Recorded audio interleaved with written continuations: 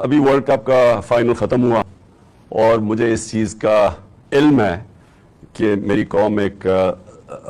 صدمے سے گزر رہی ہے،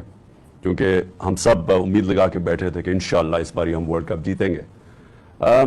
تو میں دو تین چیزیں اپنی پوری بات کرنے سے پہلے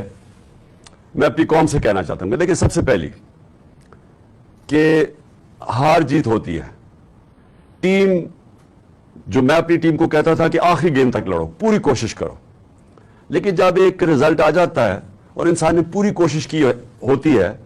تو پھر یہ انسان کہتا ہے کہ یہ اللہ کی مرضی ہے۔ اور یہ ہمیشہ میرا اسی میں سوچ تھی کہ ہم بڑی ٹیم نے جان ماری، اور خاص طور پہ جس طرح وہ آخری گیند تک کوشش کرتے رہے، لیکن جو انسان کے ہاتھ میں نہیں ہے، وہ شاہین افریدی کو وہ انجری ہو گئی،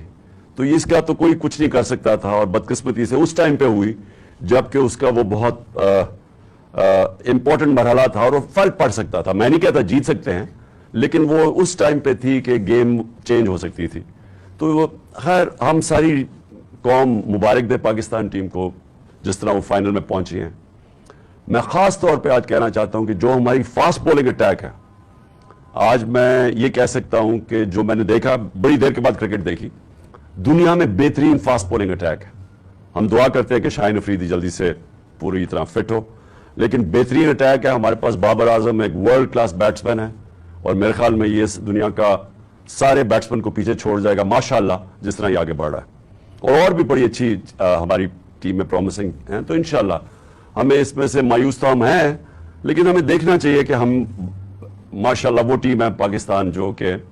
دنیا کی اب ٹاپ ٹیمز میں گنی جاتی ہے۔